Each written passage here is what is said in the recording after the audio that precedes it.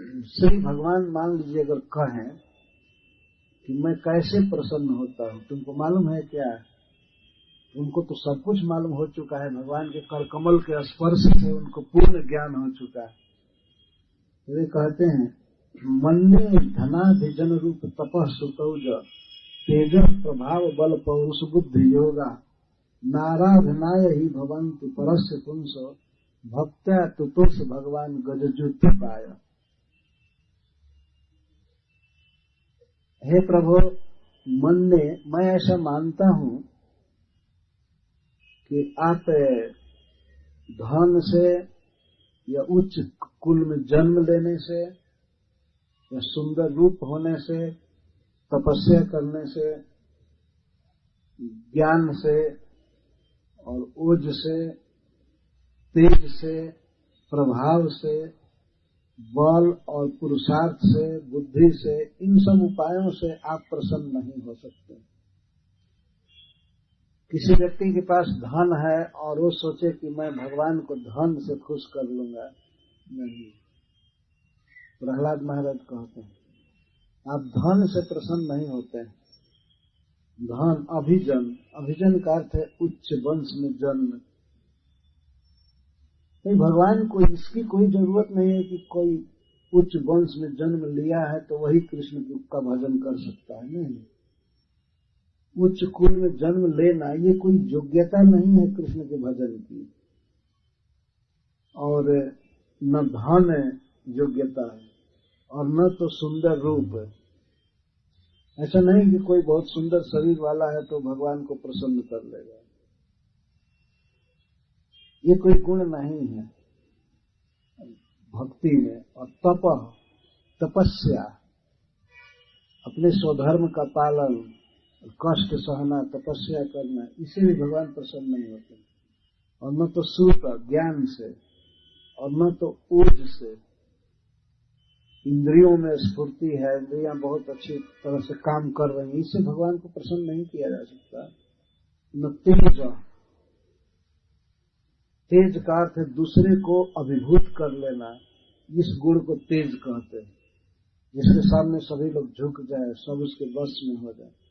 तो ऐसा प्रभाव किसी किसी में होता है, लेकिन यह कोई आवश्यक नहीं है कि तेजस्वी व्यक्ति भगवान कृष्ण को प्रसन्न कर ले, कृष्ण उसके बस में हो जाए। और प्रभाव, ये और भी अनेक गुण होते हैं, प्रभुता होती है। कंट्रोल करने की शक्ति, बहुत बड़ा मिनिस्टर होना या बहुत बड़ा पंडित होना, इसको प्रभाव कहते हैं। और बल, शारीरिक बल अथवा सेना हो किसी के पास, या पुरुषार्थ, बुद्धि इत्यादि। किसी किसी के पास बहुत बुद्धि होती है, इसे वायुयान चलाने वाले बुद्धि से ही चला रहे हैं, कंप्यूटर बनाने वाले, जैसे फोन सोन। लेकिन अब ये बुद्धि से सोचें कि हम भगवान को प्रसन्न कर लें, नहीं। तो कैसे प्रसन्न होते हैं आप? प्रहलाद महाराज कहते हैं, नाराधनाय भवन्ति परस्य पुंस। ये सब भगवान परम पुरुष को प्रसन्न करने में समर्थ नहीं है, ये सब गुण है। भक्त्या तुतोष भगवान गजजुत पाया, भगवान भक्ति से प्रसन्न होते हैं। प्रहलाद महाराज कह रहे हैं, भक्ति से प्रसन्न होते हैं। इसका अर्थ है कि महानिर्धन व्यक्ति भी कृष्ण को प्रसन्न कर सकता है, उनका भजन कर सकता है। और रूप की भी कोई इसमें आवश्यकता नहीं। ऐसा नहीं है कि अन्य कामों जैसा भक्ति में भी क्वालिफिकेशन देखा जाएगा। कौन भगवान की भक्ति करेगा तो उसको छांटो, ये कर सकता है, नहीं कर सकता, ये कर सकता है, नहीं कर सकता है, ये सब अधिकार नहीं। दूसरे दूसरे कामों में अधिकार चाहिए। जैसे मिलिट्री में भर्ती होना हो तो सबको नहीं लिया जा सकता है। अगर बहुत छोटा शरीर है तो उसको मिलिट्री में नहीं लिया जा सकता है ना। उसमें ऊंचाई नापते हैं, सीना नापते हैं, कम सीना है तो उसको रिजेक्ट कर देंगे, उसमें अधिकार नहीं है सबका। भक्ति में सबका अधिकार है, चाहे वो छोटा शरीर वाला हो या सीना कम हो, तो वो भगवान को संतुष्ट कर सकता है, भक्ति कर सकता है। या कोई ऐसा काम होता है जिसमें आप अंग्रेजी नहीं जानते तो उसमें नहीं लेंगे, लेकिन भगवान के भक्ति के लिए जो भाषा आप जानते हैं उसी में भजन कर सकते हैं। हरे कृष्णा कृष्णा कृष्णा हरे हरे, हरे राम राम राम। कोई ऐसा काम है तो उसमें कंप्यूटर नहीं जानते हैं तो आपको नहीं लेंगे। लेकिन भगवान के भक्ति के लिए कंप्यूटर जानना कोई आवश्यक नहीं है। अगर जाने भगवान की सेवा करे ठीक है उससे, लेकिन कोई ये क्वालिफिकेशन नहीं है कि वो कंप्यूटर जानता है तभी भगवान की भक्ति करेगा।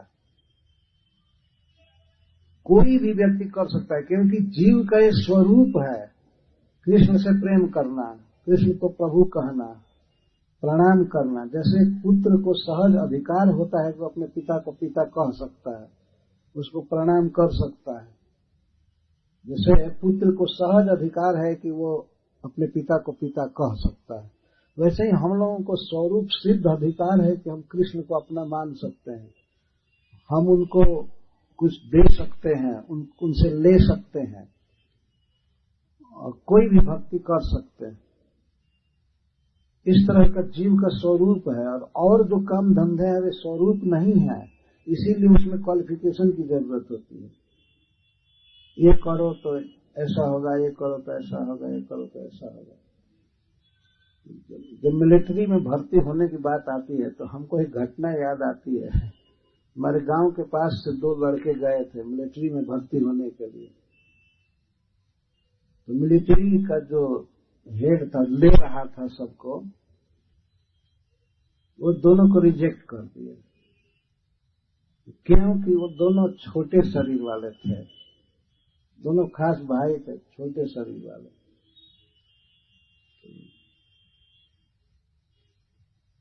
वो घटना फैली थी जब वो ऑफिसर कहा कि तुमको नहीं लिया जा सकता, नहीं लिया जा सकता, तो क्या कह करके एक को कहा नहीं, वो नापा भी नहीं, देख करके ही कह दिया कि तुम तो ढोलक हो, ऐसे बोला। तो ढोलक हो, छोटा हो। और जब दूसरा गया तो कहा नहीं तुम तो खूंटी हो, खूंटी कहा छोटा। ये बात उधर फैली थी कि ऑफिसर ने इस तरह से कहा। तो बताइए, बेचारे उन लोगों का अधिकार सेना में जाने का नहीं। संसार के जो भी काम है भगवान के भक्ति के अलावा, उसमें कोई न कोई क्वालिफिकेशन चाहिए, कोई गुण, अपेक्षित गुण चाहिए। लेकिन भगवान के भक्ति में आने के लिए कोई गुण की आवश्यकता नहीं है, बस केवल मन है न, और इंद्रियां हैं, आंख है, दर्शन कीजिए भगवान का, जीभ है, भगवान का नाम लीजिए, शरीर से प्रणाम कर सकते हैं, मन से चिंतन कर सकते हैं। अगर 1 पैसा भी नहीं है तब भी प्रणाम तो कर सकते हैं ना। प्रणाम करने में कोई नहीं कहेगा कि नहीं इतना फीस जमा करो तब प्रणाम करो, या भगवान का जप करना है, भगवान का नाम लेना है तो इतना फीस दो तब जप करो, नहीं। भगवान की भक्ति में हमारा सहज अधिकार, जन्म सिद्ध अधिकार है। अधिकार का अर्थ है योग्यता, हमारा वो स्वरूप ही है। तो श्री प्रहलाद महाराज कहते हैं कि भगवान को धन से, रूप से, प्रभाव से, तेज से, बुद्धि से आदि से प्रसन्न नहीं किया जा सकता।